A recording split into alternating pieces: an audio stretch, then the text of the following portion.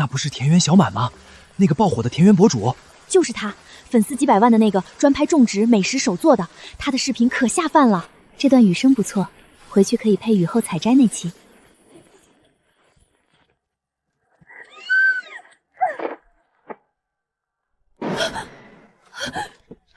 相机，我的素材怎么全没了？这又是哪儿？林小满，醒了就自己滚下去。你是谁？还装傻？你娘早死了，你爹也不在了。我这个继母把你养到现在，林家已经仁至义尽了。那是你娘留下的旧院，以后你住那儿，别再回林家讨饭。这女娃就是林家赶回来的那个。这荒年把人丢破院里，跟送死有什么区别？这是院子的钥匙，是死是活都是你的命。林小满16岁，母亲早亡，父亲病死，继母长家后克扣饭食，灾年缺粮，林家不愿再养他，今日把他赶到母亲留下的荒院。我爹留下的粮呢？林家哪还有余粮？你要真有本事，就自己在这荒院活下去。莫名穿越到这里，设备没了，人也换了，得先想办法活下去。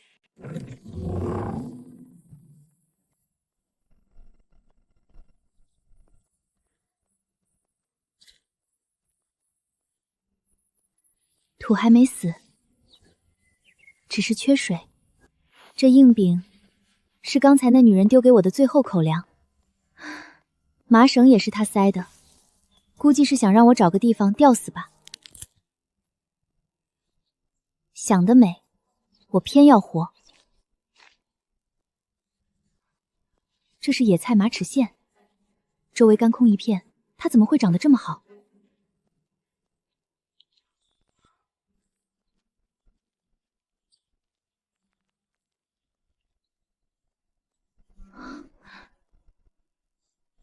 这是什么东西？药瓶吗？里面还有水。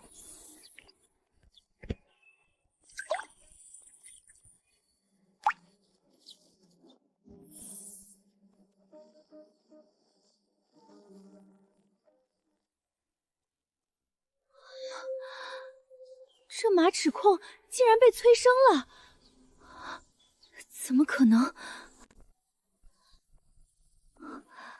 这不是普通瓶子。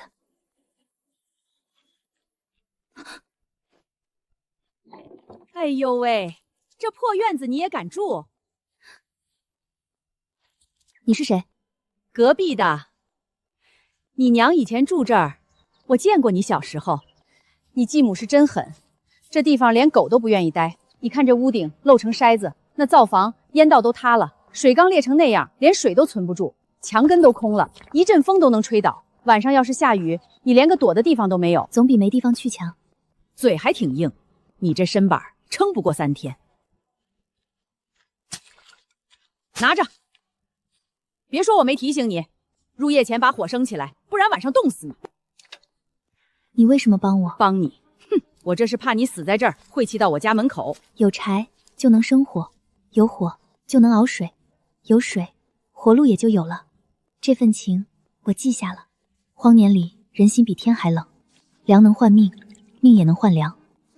这种东西能催生植物，一旦被人知道，我连命都保不住。这个瓶子回头好好研究一下。门挡不住人，至少能挡一阵风。窗纸破了，灶房还漏风，这院子够破的，晚上一定不能睡死。生存第一步就是水源，得找找有没有水。有水，但不能直接喝。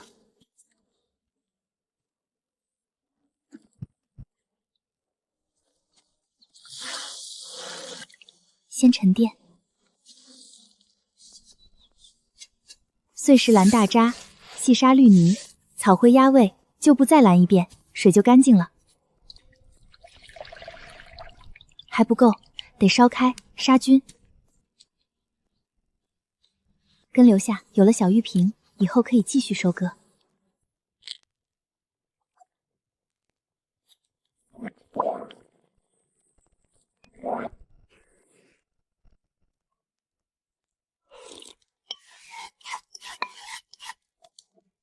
第一顿算活下来了。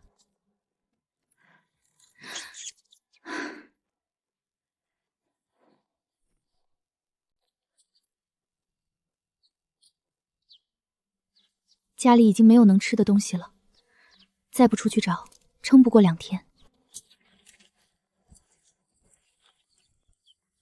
只能去后山碰碰运气。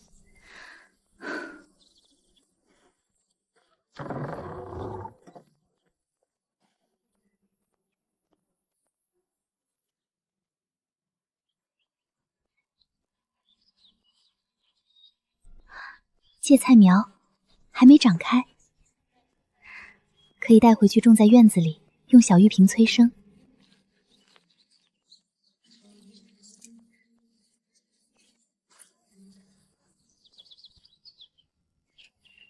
野葱也有，味道冲，能提味，还能压一压野菜的苦味。蒲公英根在，叶没出，苦是苦点儿，但能清火，也能填肚子。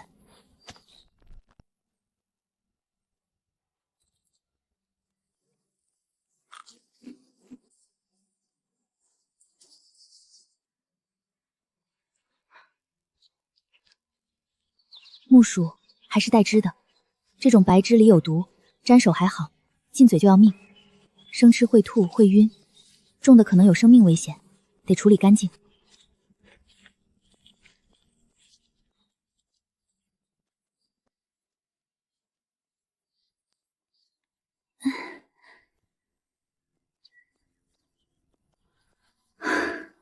差不多了，再多这身板也背不动了。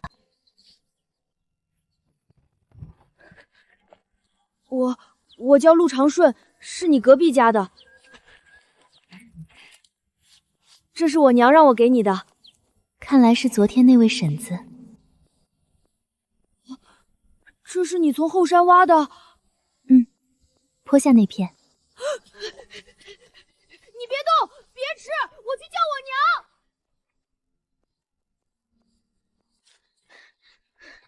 你挖了后山的白皮根？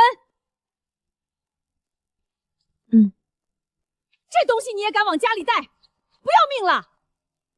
我知道它有毒，知道有毒你还留着？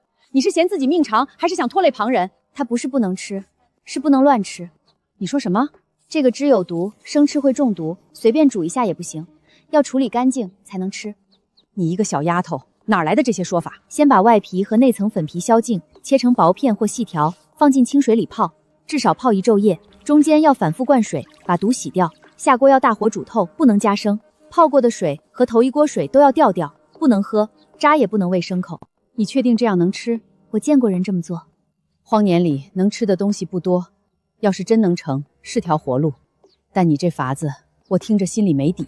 要是有半点差错，吃出事儿来，可不是闹着玩的。所以我只打算先试一点，你自己心里有数就好。要是有哪儿不对劲儿，头晕、恶心、难受，立刻跟我说，别硬撑。我知道。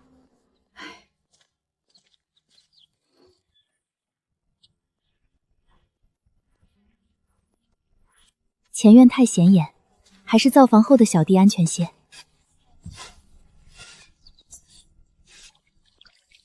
先试一小块，够吃就行。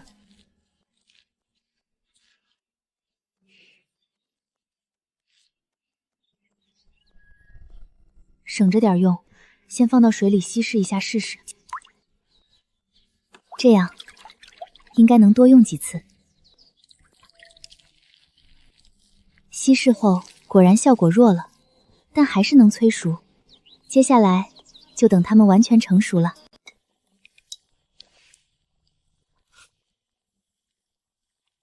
成了，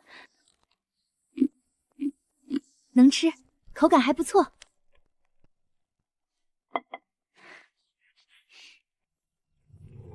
再趴着看，门都要被你压坏了。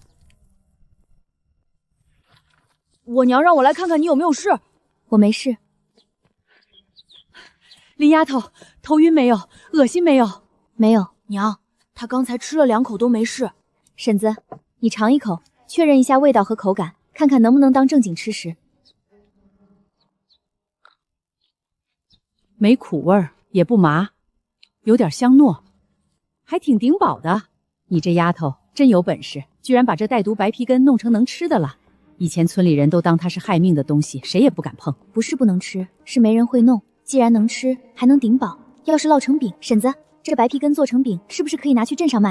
卖这个，真有人买吗？这种饼成本低，只用没人要的白皮根和野菜，卖的便宜一点，总有人买。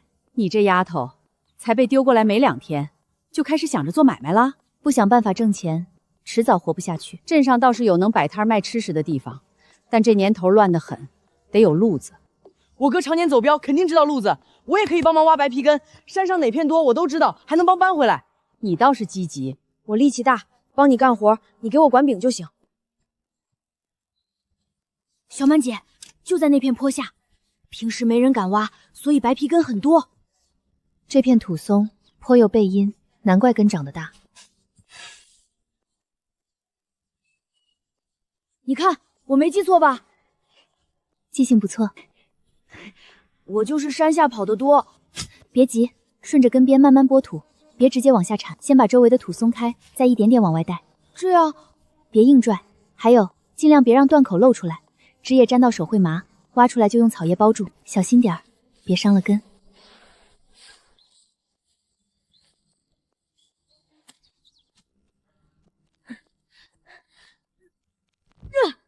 哇，拔出来了！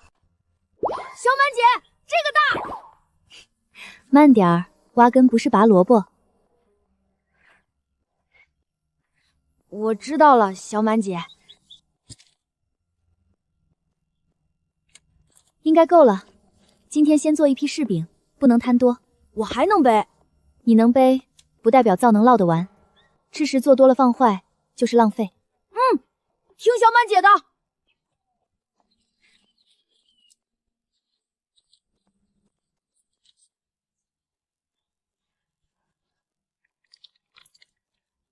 木砂要煮到这种软糯才行，入口才会带点自然的甜味，粉粉的、绵绵的，压出来才细腻顺口，做成饼才香，一点硬芯都不能留，不然咬到会发干发涩，口感就断了，吃着不顺口。野葱一热就出香，带点辛辣又清甜，野菜添点清口的味道，就算没盐，也能吃出层次来。饼要压得薄一点，边缘才会烙得脆，咬下去先是酥，再是里面的软糯，越嚼越有甜味。火要慢慢来，让水汽一点点逼出来，外面才会干香。两面都烙到这种金黄，拿起来不粘手，掰开还能看到里面细细的软丝，吃起来外脆里糯才算成。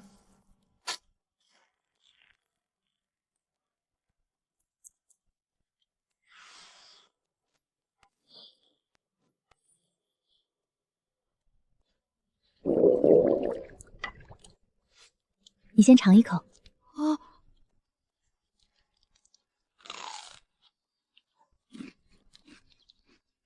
好吃吗？好吃。如果有盐，味道会更好一些。哥，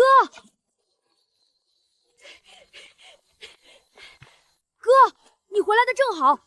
村里有人把白皮根做成饼了，还要拿去镇上卖。白皮根？就后山那个毒根，可他吃了没死，我和娘也吃了，也没死。他是谁？小满姐，刚搬来的邻居，可好看了。带我去看看。看啥？看饼。哥，就是这儿。他一个人住这儿？小满姐可厉害了。小满姐，我哥来了。长安，怎么今天回来了？这几日休休。我叫陆长安。林小满。听长顺说，你想拿这个去镇上卖。想试试。陆大哥熟门路，麻烦帮我看看这东西有没有销路。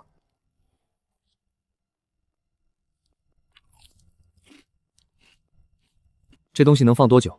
至少半个月。哥，怎么样？好吃吧？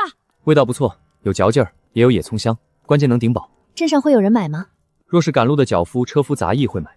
镇上能卖吃食的地方有3个：茶棚外、粮铺后街、脚夫巷口。茶棚外人多，但摊主会赶生人；粮铺后街人杂，容易被盯上。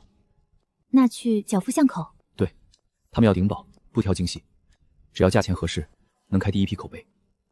若你愿意带我去镇上售卖，所得银钱5分。55分？不合适吧？我不熟路，也不懂镇上规矩。陆大哥出的不是脚力，是路子和风险。镖局近来生意不稳，押镖次数少。若这饼真能卖，家里也能多一份进粮。明日我可以带你去镇上。哥，我也要去。可以，正好家里物件也该添了，你跟我去置办。太好了！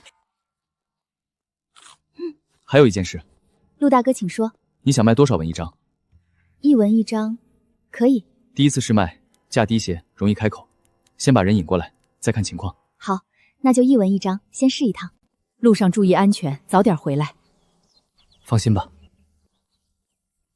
你跟紧你哥，别乱跑，别乱说话。知道了，娘。走吧。这一片原本是麦地，前阵子旱得厉害，苗没抽齐，后来又下了几场急雨，地表冲松了，根没扎稳。上面旱裂，下面闷湿，根系透不过气，难怪庄稼又黄又矮。那边种的是豆，虫灾过后能留下来的不多，村里人怕颗粒无收，很多还没熟就提前割了。不是完全没救，是没人敢等。灾荒年里，人怕饿，地也被逼提前浇灭。以前这几块地可绿了，现在大家都说今年能收1半，就算祖宗保佑。不是1半，按现在这样，能有30%都不错。土要先松，水要能排，种子也不能乱撒。看出什么了？地没死，只是被折腾得太狠了，要慢慢养回来。小满姐，你还会养地？会一点。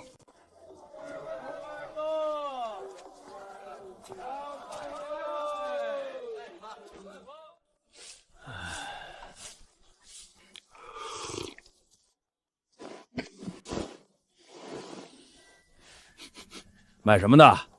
山根饼，味道好，顶饱。山根？没听过，别是什么乱七八糟的东西吧？这饼看着倒香，可这么薄，能顶什么饿？可以先尝一口。还真有葱香。外边脆的掉渣，里头却软糯的很，越嚼越香，一点也不噎嗓子。真有这么好？你自己尝。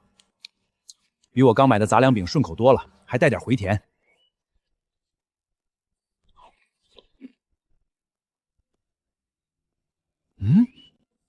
这葱味真香，嚼开了还有股淡淡的甜味，越吃越有滋味，嘴里都舍不得停，不是那种死硬饼。这个真的顶饱，我早上吃半张，到现在还不饿。多少钱一张？1文1张。1文？这么香这么大的饼才1文？镇口那硬的跟石头似的杂粮饼都要2文，你这才1文？这个干放也能存，放半个月都不坏，路上带着慢慢吃也行。还能放这么久？那赶路带着可太省事儿了，这价也太实在了。给我来2张，我也要，给我来3张。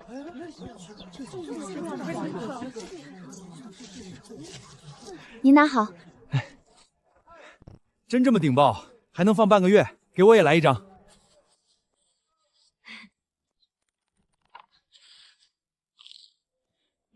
这饼有意思，葱香压得住粗味，还耐放。再给我2张。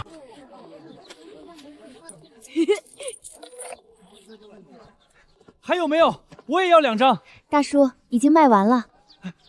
明儿还来不来？我们明天还是这个点来。好，要准时来呀，我一定要买到。没想到这么快就卖完了。钱你收好。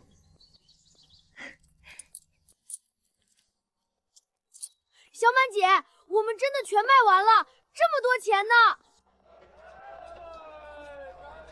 陆大哥，我们分开买吧，这样快一点。我去置办需要的东西，你们去挑些家里用得上的。半个时辰后在镇口集合。好，你小心点儿。盐得先买，没盐什么都做不成。猪板肉要1块，能榨油，还能留点肉吃。再买点种子，还有粗粮，不能只靠吃木薯。粗盐便宜，撒点没事。姑娘买盐。粗盐2小包。姑娘，这一层干净些，拿回用着顺口。多谢老板。这块肥肉厚实，炸出来的油肯定不少，剩下的油渣还能拌野菜炒着吃，或者煮着也香。姑娘要什么肉？这块板肉我全要了，多少钱？这块肉卖的不好，边角多，算你10文1斤。这一块差不多2斤半，给你算20文。行，就按这个价，我全收了，帮我切块。好嘞。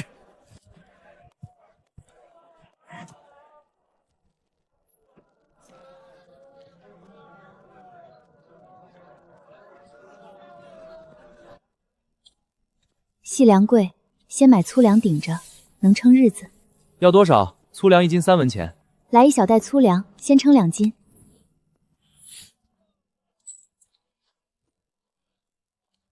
造房后那块小菜地不能空着，豆芽最省事，泡一泡2、3日就能长，再移到土里。小白菜长得也快，几天就出苗。萝卜稍慢些，1个多月才能吃上去。小玉萍催一催，长势更快，收成更快。眼下要活，先顾得上嘴，再慢慢打算以后。姑娘要种子啊？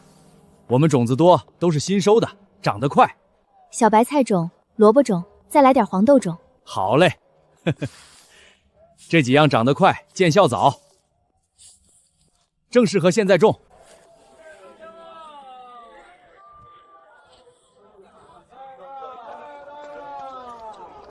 哥，这把铁头要不要？出刃后看着结实。挑耐用的，这种榆木柄的比松木的扛折，拿这把。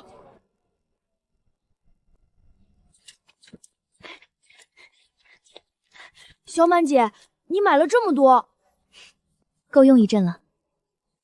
那我们回去吧。先吃点儿，垫垫肚子，回去还有路。还有饼，小满姐，你什么时候留的？特意留的，不能把自己饿着。小满姐真好。娘，我们回来啦！娘，我们全卖完了，一张都没剩。全卖完了？都卖完了，你让买的东西也买全乎了。陆大哥，先进院吧，我们把账算一算。真卖了这么多？一共82文。我们先前说好，卖饼所得5分，我们各41文。陆大哥，这一赔是你的，这5文是我分到的，再加上这些东西，就是我那一半了。忙了一天，就剩这么点儿。 5文钱撑不了几日，所以明天还得继续做。5文买不了多少盐和粮，更修不了这座破院。卖饼能赚钱，但要赚更多，就得把饼做得更好。光是填肚子不够，要让人一吃就记住味儿。明天试着把板油炼出来，刷在饼面上，再把油渣切碎拌进面里，香味会更足。再加一点盐，味道更稳。要是能配点嫩菜叶，口感也会更好。眼下最要紧的是先把菜种下去。灾荒年里，每一粒种子都不能浪费。先试一点，不能贪多。这块靠灶房，火气还在，土温高，小白菜出蘑快，就种这儿。这边土深一点，萝卜得往下长根，放这儿还有地方深，墙根挡风，水也不容易散。黄豆怕折腾，就种这儿。草木灰不能多，多了烧根。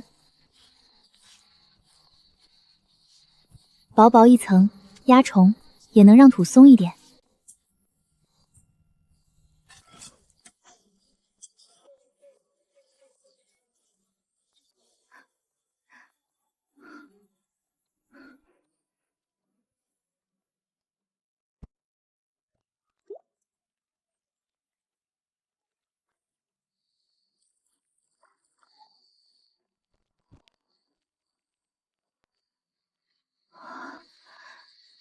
出来了。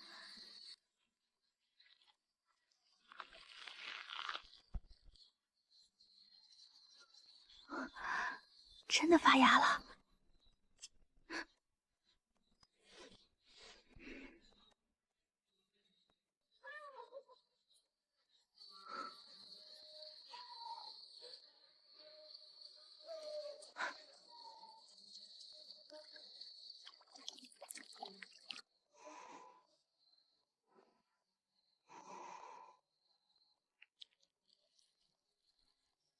只是催生，还能疗伤。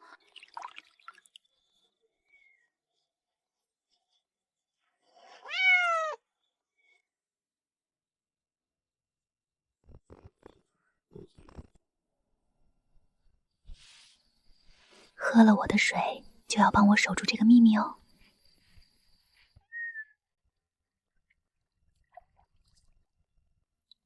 肥肉榨油，油渣能入饼，能当菜。这油平日里炒菜、拌面都用得上。先用冷水起锅，慢慢逼油，不能急。水在冒，油也出来了，火大了就容易糊。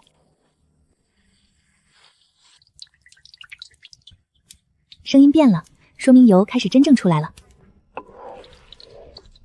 受热要均匀，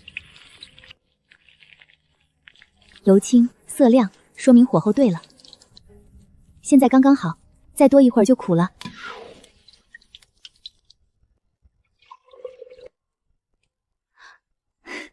你倒是会挑时候来。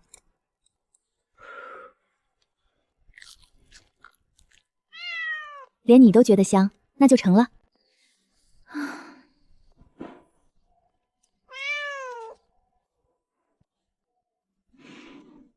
别乱跑。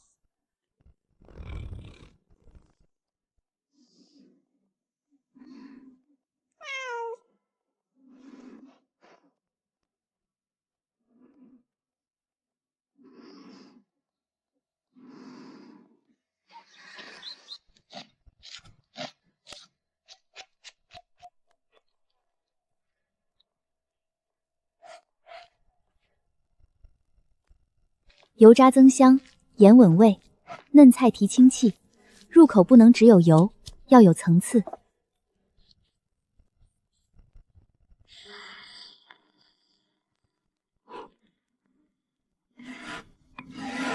快好了，小黑。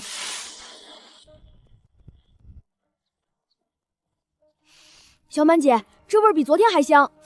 你把那板油用进去了？对，刷了薄薄一层，还加了油渣。普通饼卖1文，这个可以试着卖2文。2文，人家肯买吗？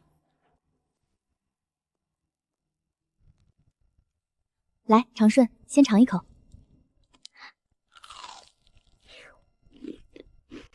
香，比昨天那个好吃多了，有油味儿，还有点脆。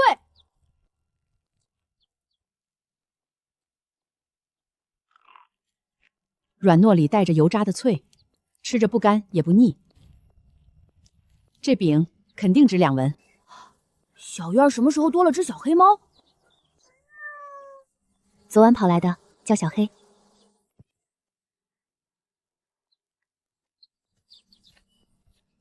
分了2种，普通饼1文，油香饼2文，香味更足。试试看能不能卖给舍得多花1文的人。能卖。我就说能卖，这个香得很。天色不早了，出发吧。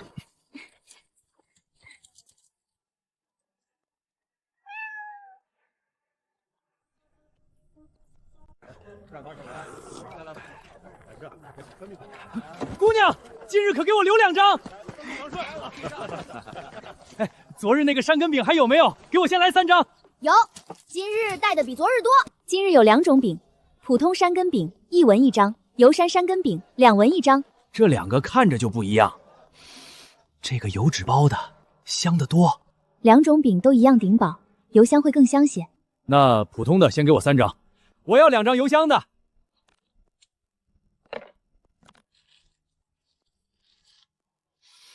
这油香饼香得勾人，油味直往鼻子里钻。这个香比昨日那个还香，饼边酥脆，里面软糯，油渣在嘴里爆开香味儿。再给我来1张油香的。好嘞。给我1张油香的，我尝尝。给我3张普通的，能填肚子就行。我赶远，给我2张油香的，路上吃着有味儿。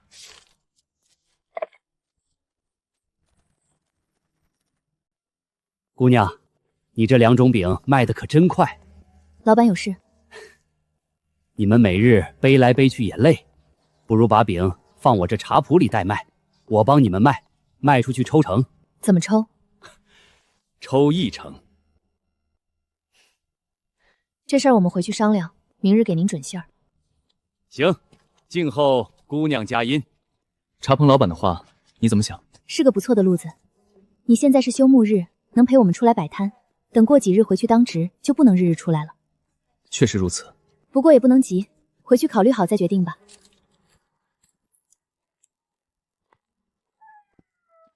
你也要跟？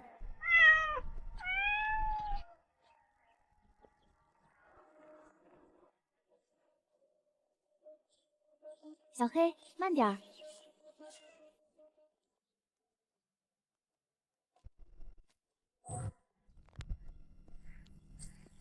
货源不能断，但也不能一次挖空，留根留枝，后面才有得长。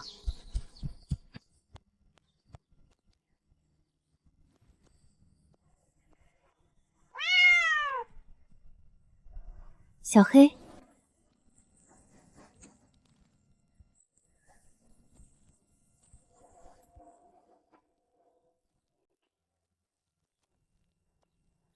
这是灵芝，发财了！小黑，你可真厉害！这东西看着年份应该有3、4年，再用小玉瓶养一段时间，肯定能卖个好价钱。居然还有一片野生黄芪。今天差不多了，我们回去吧。这些黄芪处理一下，明天进镇就可以找药铺卖掉。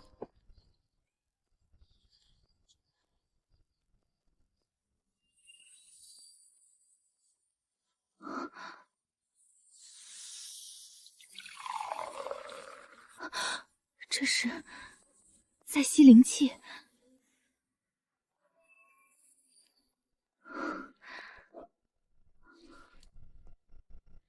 这瓶里的水好像比刚才多了一点点。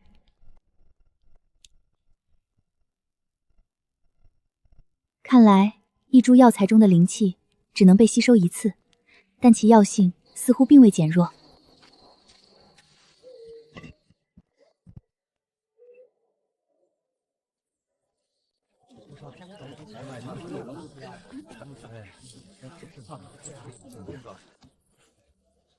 姑娘，昨日我说的代卖之事，你考虑的如何？我正要好您说这事。我帮你们卖饼，抽1成。客人本就在我茶铺歇脚，买起来方便。可以，但规矩要先说清楚。姑娘，你说。第一，饼价不能私自改，普通山根饼1文1张，由南山根饼2文1张。以后若要变价，双方先说清。这是自然。第二，当日货当日账，卖出多少记清楚多少，不能拖欠。可以。第三，以后由茶铺派伙计到清溪村取货，我们不日日来镇上守摊，辰时前取货，取货时当面减数。你这姑娘年纪不大，账倒想得细。生意做长久，账必须细，还要写清楚。饼离手之后，若受潮、压坏、损耗，归茶铺。该写，该写。取货的点清，离手后就是我茶铺的责任。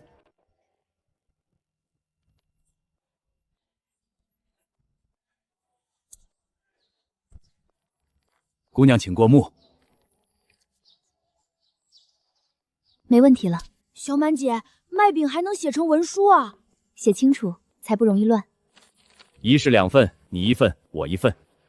这是陈伙计，往后由他去清溪村荒院取饼。有劳陈伙计了。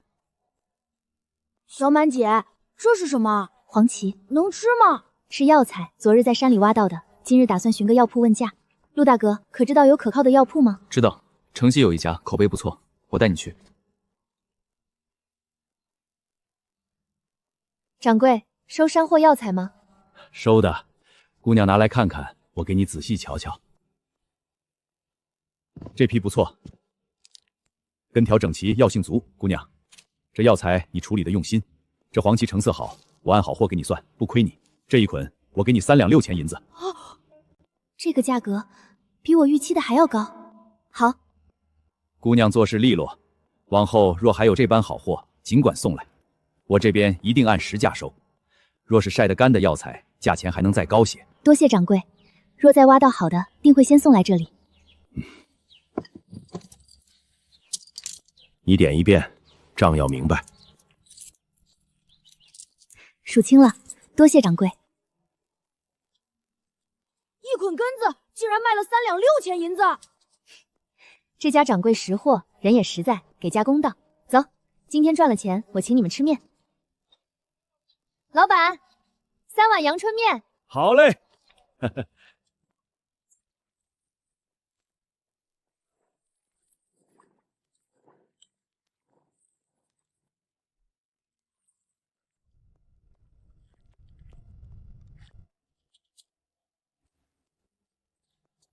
您的阳春面好了。这就是阳春面。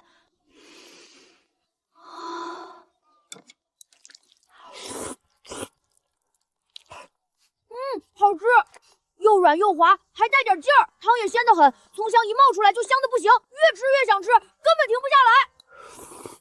终于能吃上一顿正经饭了。慢点吃，烫。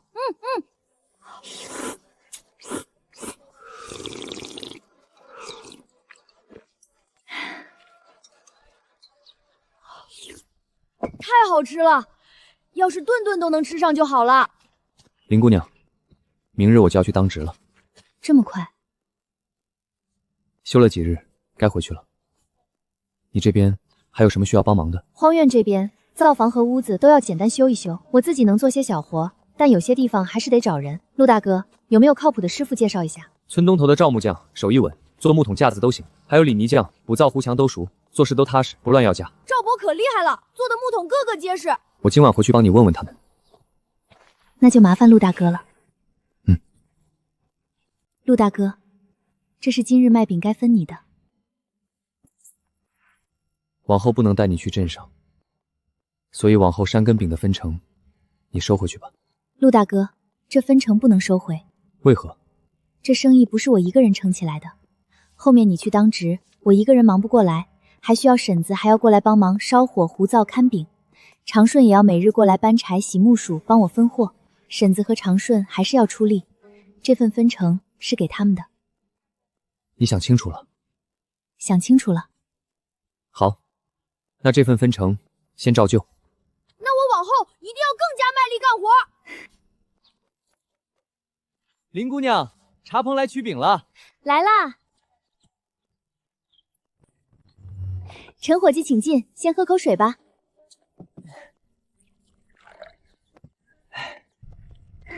有劳了。林姑娘您客气。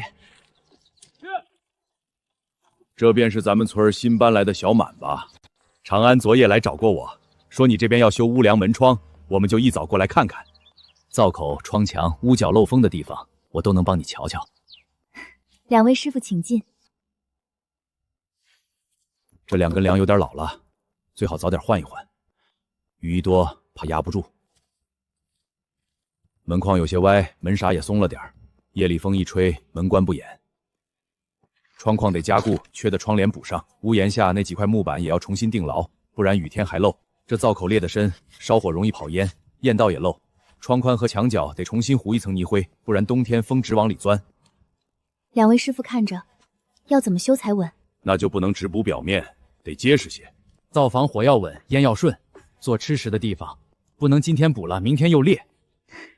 您说的是。更换2根辅梁，修门框，重新装门刷，加固窗框，补窗棂，再把屋檐下松动的木板钉牢。木料加工钱一共1两2钱银子。补灶糊墙，修窗关，2日工，连泥砌边，夜夜回料，一共万文。可以，陆大哥介绍的，我信得。姑娘爽快，我们也不会糊弄你，今日就能开工。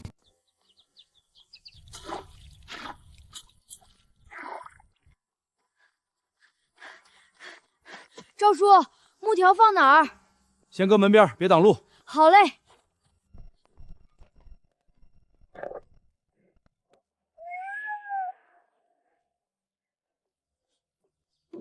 小满，帮我扶一下。好嘞。窗框加固以后，风就不容易直灌进来了。那以后烙饼火也能稳些。你这姑娘，修屋子还想着烙饼。这院子现在就靠饼撑着。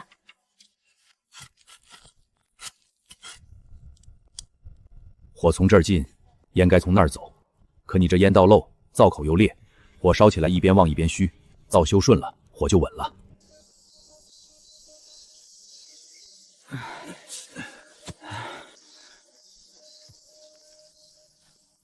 两位师傅忙了一上午，先垫垫肚子。这怎么好意思？我们带了干粮。不是什么金贵东西，就是几张饼，趁热吃，凉了口感就差些。那我就不客气了。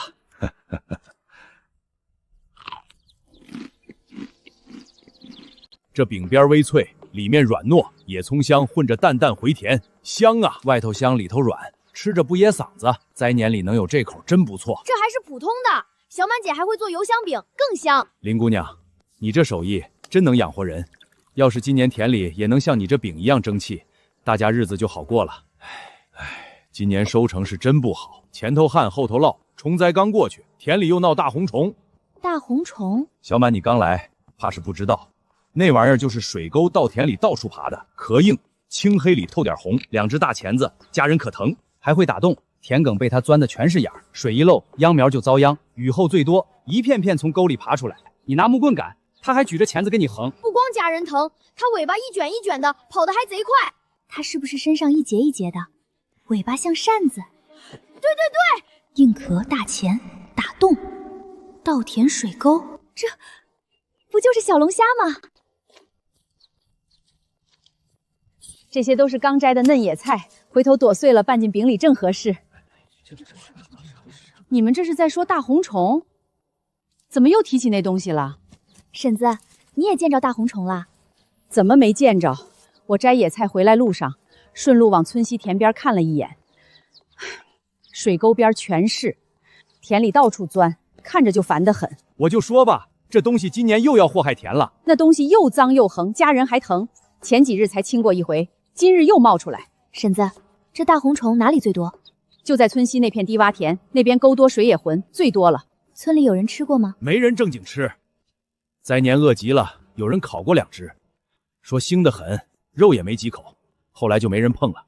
那玩意儿就是个祸害，又脏又硬，谁吃那个？腥是没土泥，不好吃是没人会调味，这简直是老天爷送到眼前的赚钱机会。婶子，我想去看看。那玩意儿凶得很，可不兴乱碰。我带路，我知道村西哪块田最多。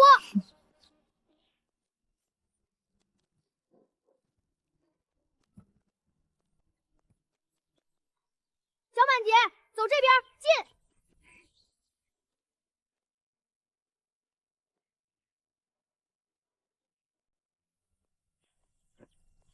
这边又钻了一个洞，快拿竹夹，把他们都夹出来。小满姐就在前面。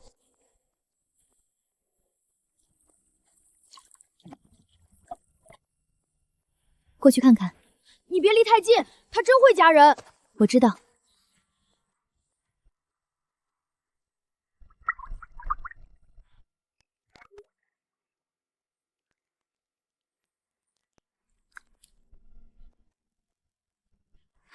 真的是小龙虾。这鬼东西年年祸害田，得拿去烧了。刚毒好的田妖又让它祸害了，秧苗本来就弱，再让它折腾，哪还有收成？小满姐，你看，就是这个，夹人可疼了。你看，他还敢凶你，活蹦乱跳，新鲜的很。这还夸他？个头不小，数量也挺多。水沟里泥这么重，得先让他们吐吐泥，再好好刷干净。等我一上手处理，保准把这帮古代人馋得不行。长顺，把你的小竹篓拿过来挡一下。他不会爬进来吧？你拿稳就行。林婉儿，你看这晦气东西做什么？小满姐就是好奇。这玩意儿夹秧秧根钻田埂，还堵水口，怎么清都清不干净，丢也丢不完，真是让人烦透了。你们清出来的，平日都不要。谁要这东西又腥又脏，壳还硬，抓它还得防夹手，费力不讨好。林婉儿，你可别碰，夹一下疼得很。那这些能不能给我一些？小满姐，你要这个？林婉儿，这东西真不好吃，泥腥得很。你要是想找吃的，还不如去挖野菜。我知道，拿回去试试。你若不嫌，装走就是，正好少到一趟远沟。真装啊？装。别夹我，别夹我，别夹我！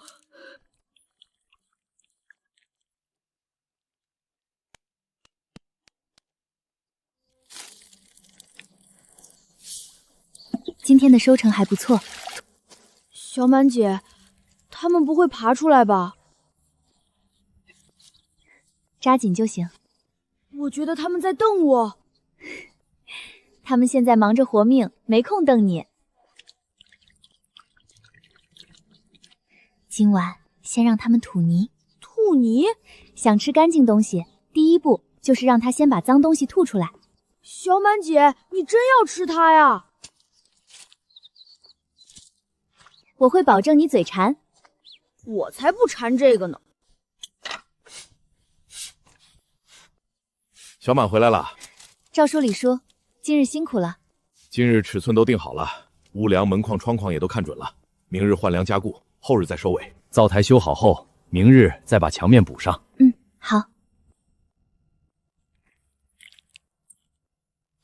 小满，你还真把这东西带回来了？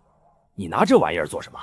李伯，他们一路都在想，我感觉他们想造反。我先试试。那你仔细些，别被夹着手。你这丫头怎么还真弄回来了？婶子，我想试一锅。这东西能试出什么好来？能。既然这么有把握，那就按你说的来。婶子，您家里有没有姜蒜、花椒、柑橘泥？再有一点豆酱或者酒糟就更好。你要这些做什么？这道菜的辅料。那东西还能用上这些料？料用对了，新东西也能香。行，那你等等，我回家给你拿。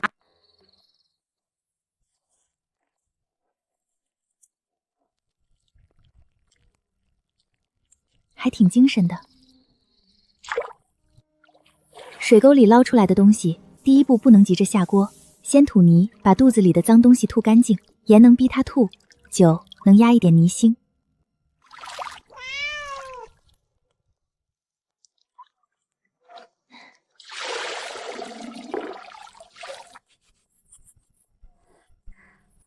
壳缝最藏泥，腹部最脏，这里刷不干净，怎么煮都有腥味。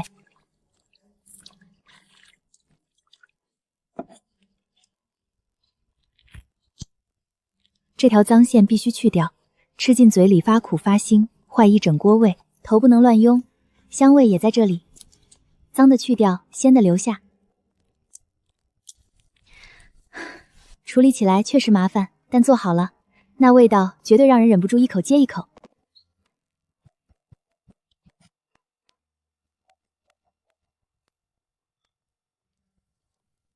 这东西泥腥重，香料不能太轻。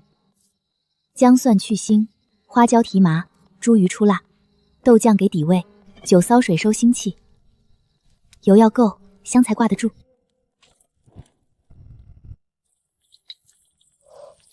灾年里油金贵，但这一锅要压腥，不能太省。油不够，香料出不来，壳也炒不亮。先把底香逼出来。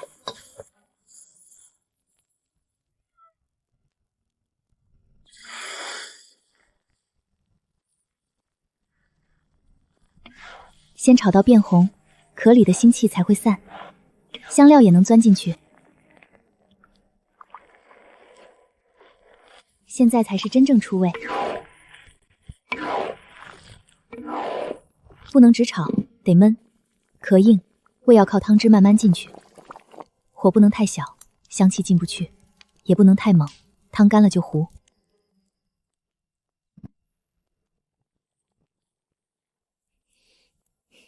最后下葱叶，香气才轻，不会被闷没。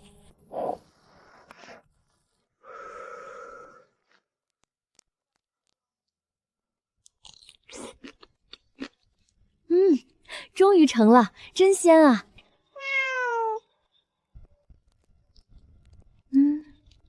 慢点吃，这还有呢。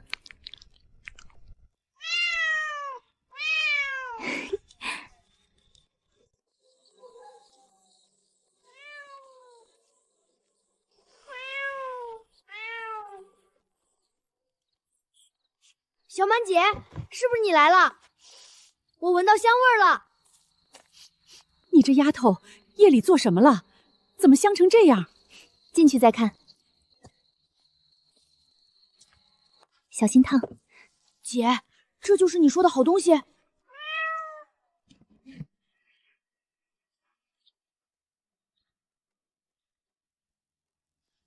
大红虫，这就是你说的是一锅？事成了。可他白天还在田里举钳子凶我。我活这么多年，还是头一回见有人把这东西做成这样端上桌。别急着剥，先学第一步。先嗦一口汤汁，这一步最美味。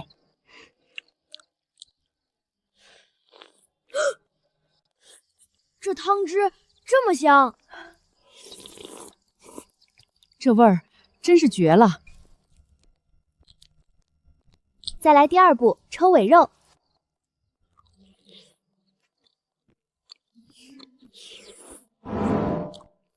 这咋了？难吃？这不是虫味儿，那是什么味？香，特别香，有点麻，有点辣，肉还弹，比鱼肉紧，比泥鳅香，比我吃过的所有东西都带劲儿。它怎么能是这个味儿啊？婶子，你也试试味道。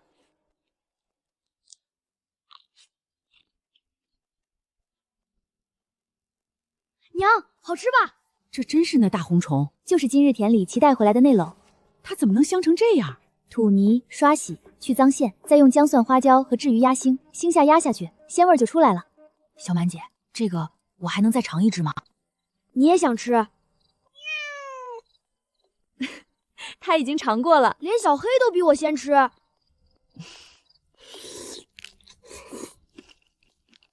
有点辣，但越辣越想吃。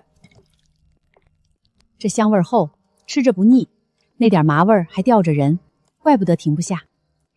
小满，这真是我吃过最出奇的东西。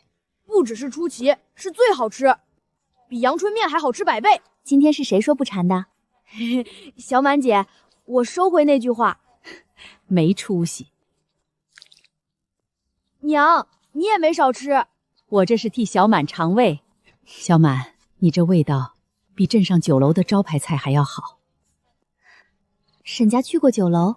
我年轻时跟人去过一回，后来也听村里人说过，什么红烧鱼、酱焖肉、香酥鸭，名字叫的好贵，普通人家1年都舍不得点一回。可那些菜未必真有多稀罕。我看啊，镇上那些招牌菜不及你这大红虫的1/10。这个要是端上酒楼，肯定一桌人抢。婶子，那如果咱们把这个菜卖给酒楼呢？卖给酒楼，那是不是能赚很多钱？你想的是好，可酒楼能要这东西吗？他们一听是大红虫，怕是连门都不让进。那就想办法，只要让他们吃上一口，保证会被抢着要。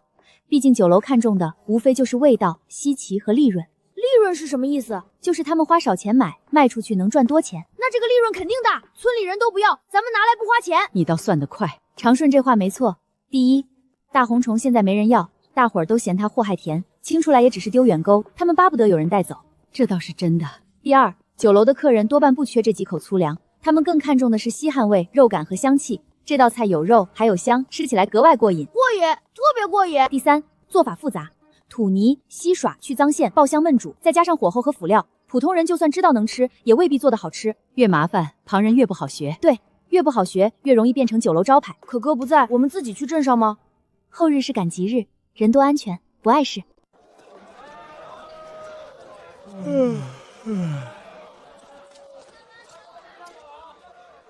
这么大的酒楼，真会收大红虫吗？不是，怎么知道？小满，这事儿真的能成吗？来都来了，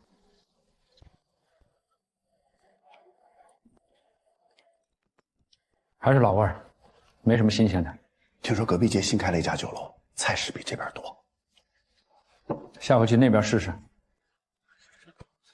掌柜，昨日新推的香酥豆腐也没几个人点。新菜不买账，老菜吃腻了，乘客也少了。再这么下去，福满楼这块招牌迟早要砸。刘大厨那边还有没有新菜？刘大厨说能上的都上了。实在没办法，只能真花大价钱去外地请厨子了。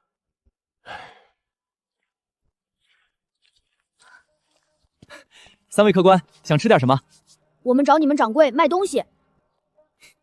卖山货去后巷，别挡正门，我们掌柜忙着呢。我们不是来卖杂货的。我有一道菜，想让你们掌柜试试。姑娘，我们福满楼有大厨，用不着外头人教做菜。你都没吃过小满姐做的菜，怎么知道不行？一个乡下丫头还能做出什么好菜？你们掌柜若正在为生意发愁，就该试一试。赶紧走吧，别耽误我们生意。你说什么？这几个乡下来的，说有菜要给咱们酒楼看。你会做菜？会。什么菜？我看周掌柜酒楼里有些冷清，近日应当也在为此发愁。若有一道新菜，既稀奇又下酒，还能让客人吃了记住，掌柜愿不愿试？口气倒不小。你凭什么说能让我生意变好？凭味道。那到底是什么菜？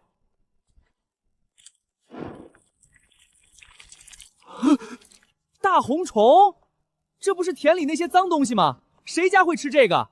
你们拿这东西到酒楼来，不是捣乱吗？你没吃过，怎么知道不能吃？这种肮脏之物还用吃？赶紧拿走，别吓着客人。掌柜，别人嫌它脏，是因为不会处理，不会做出好味道。掌柜，别听他胡说，这东西真不能进咱们酒楼。若我让你进厨房，你真能把这东西做成菜？可以。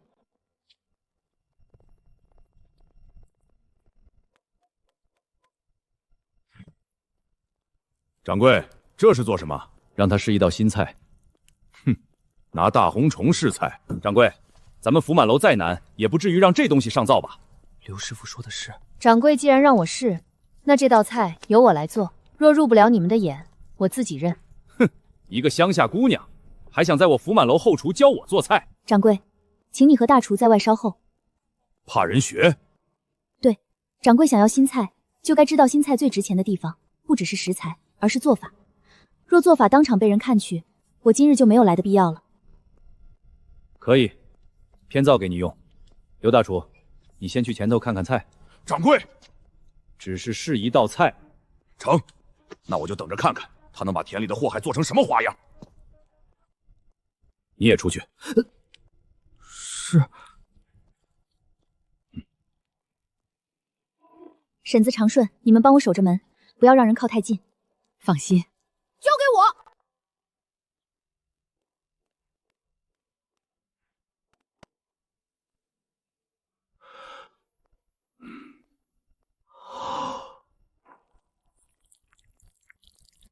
这是刚才那大红虫？是。看着倒是像那么回事儿，可光好看未必好吃。是啊，看着是可以，但谁知道入口是不是一股腥味儿？掌柜尝尝就知道了。这菜不能像吃鱼肉那样夹，先拿一只，轻轻嗦一口壳上的汤汁，再吃尾肉。若想味道更足，可以蘸一点盘底汤汁。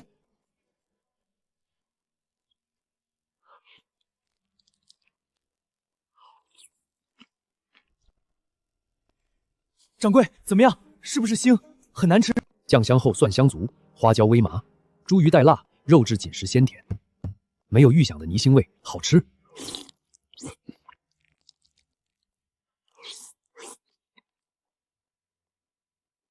这菜太过瘾了。掌柜，也许只是香料盖得重。刘师傅可以自己尝。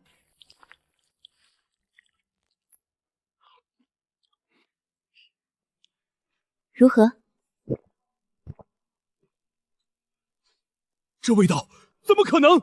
这田里的祸害竟然能有这般味道！刘师傅，连您都说好，那我也尝一只。这也太香了！我早说了，小满姐做菜很厉害。哎，吃一只就够了吧？林姑娘，这道菜你打算怎么卖？林姑娘，我愿意出钱，把这制作秘方买下来，50两，你看如何？50两，100两，100两。掌柜，我卖的不是虫，是一道能救你们酒楼命的菜。这东西新鲜，镇上没人做，客人一看就好奇，肯定愿意点。而且它下酒，刚才你也吃了，一口接一口，停不下来。做法也不止一种，酱香的、麻的、辣的、蒜香的，还有酒糟焖的，换着做，客人每次来都能点点新花样。这要是都做出来，不就能写一整张新菜牌了？不过这东西也不是谁都能做好，如果处理不对，味道就全毁了。只要味道稳住，这菜能一直卖钱。掌柜，你说这道菜能不能救你们酒楼的命？好，我买了。掌柜，除了秘方之外，还有一件事。姑娘请说。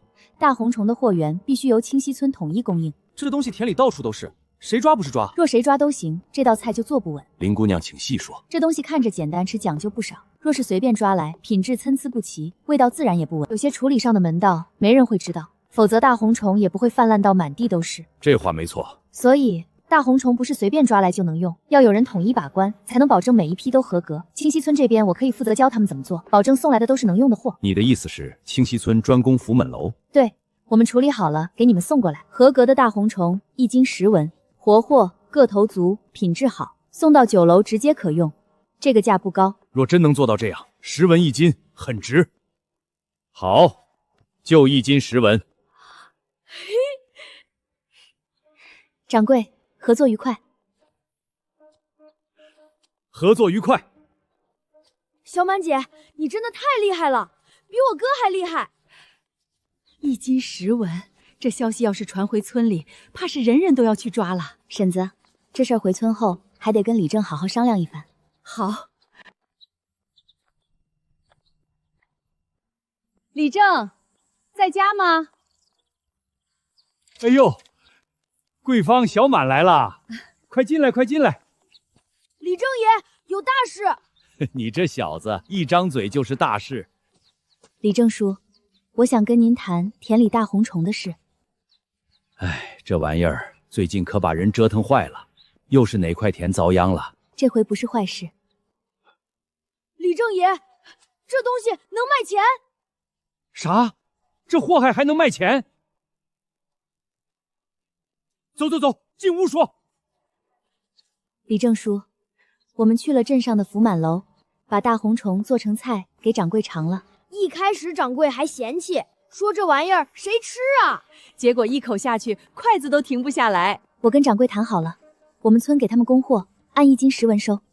10文1斤，就田上那红虫子。真的，小满姐做出来那味儿香得很，掌柜都吃愣了。大厨也说好。小满啊，你这是给咱们村找了条活路啊！酒楼是10文1斤收，但不能谁抓了谁就往镇上送，死的、小的、带泥的混进去，一旦被退货，这门生意就断了。对对对，人一多最怕乱套，所以我想由村里统一收，统一轻重处理，再统一送去福满楼。村民交来的合格活货按8文1斤结算，剩下2文，1文归李正叔，算称重，记账安排人送货的辛苦钱；1文归我，算教大家怎么处理，还有我牵线这门生意的线。这生意是你带回来的，你只拿1文是不是太少了？我拿多少不打紧，关键是大家都能有点进项。好，好，这事儿我替乡下人谢谢你了。一来能卖钱，二来还能把田里的祸害清一清，秧根也少遭罪，这可是两头都站着好。这事儿得赶紧告诉大伙儿。富贵，进来一下。爹，啥事儿？去把各家各户都喊到村头来，有大事宣布。好嘞，爹。李正把人都叫来，这是又出啥事儿了？不会还是那大红虫吧？这阵子可把人烦死了。快来快来，是好事儿！你小子别吊人胃口，到底啥好事儿？嘿嘿，等李正说，保准你们乐开花。大家伙儿先安静一下，听我说两句。今天把大家叫来，是有个能挣钱的事儿。这事儿是小满给咱们村谈回来的。镇上福满楼要收大红虫。啥？大红虫那玩意儿也有人要？酒楼收那祸害干啥？不会听差了吧？没听错，能做菜，香得很。你小子是不是饿狠了？大红虫也说香，我亲口吃过，比我过年吃过的猪肉都香。小满已经和福满楼那边谈妥了，合格的活货统一按10文1斤收。大家把大红虫交到村里，我们按8文1斤给大家结算，扣的2文是我和小满的辛苦抽成。8文1斤，这不是白的钱吗？还能换钱？我家水周边一大片，这下可有赚头了。这钱不是随便赚的，要想一直卖，就得守点规矩。具体收购要求，我回头会跟你们说清楚。我今晚就去田沟里抓，俺也去。我家那片一洼地多得很。大红虫是我们自己下田抓的，卖了钱还要被抽走2文，这算什么道理？他又来了，哪有好事他不挑刺？这门生意是小满带回来的，没有他，这大红虫还是田里的祸害，谁能卖出去？小满和李正这么辛苦帮大伙，才各拿1文，这已经很厚道了。换别人早自己闷声发财了，哪还告诉咱们？给你们点好处就乐得不行，一个黄毛丫头，你们就甘心跟在他跟头转？你若觉得不划算，可以不掺和。对，不愿意就别参与，我们愿意。8文1斤已经是白捡的钱了。哼，一群没见识的，被人卖了还替人数钱。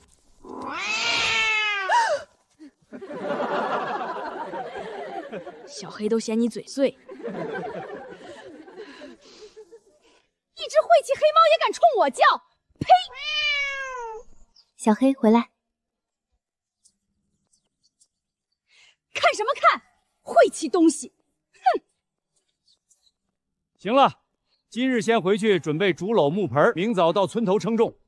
记住，只收合格的活货。记住了。大家伙儿有想抓这大红虫卖的，过来这边，我给大家说一下详细的规矩。小满姐，明天大家肯定能抓好多，1斤8文，要是抓10斤就是80文。你先别光顾着算钱，先想想别被夹上手。我有这个。长顺这小子算盘倒打得快。李正叔，村里有没有田地要卖？你想买地？既然要留下，总得有一片能踏实种东西的地，总不能一直像扶贫一样。好田倒是少有人卖，灾年里田就是命根子，谁家都舍不得。不过村西山边倒有一片荒地，主人家正好想卖。那地不好吧？靠山，土薄离水也远，原先种过几年，收成不大行，后来就荒着了。土薄离水远，那不好侍弄。就是这个理。所以价格倒是不高，可一般人看不上。荒了多久了？2、3年了，草长得倒不少，边上还有几棵老树。我想先去看看，再决定。成，明日我带你去。若你真想要，我帮你说个实在价。多谢李正叔。你给乡亲们带来这么大的进项，我帮你看块地算什么？明早村头收货，我得先回去把秤和账本配好。辛苦李正叔了。应该的，明日一早咱们村头见。小满，我带长顺顺道去他二爷家看看。小满姐，明早我去找你。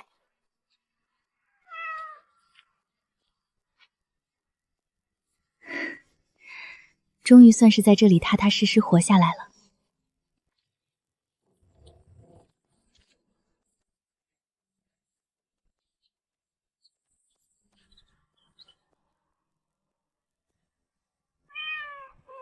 小黑，我们的家终于像个样了，往后的日子越来越有盼头了。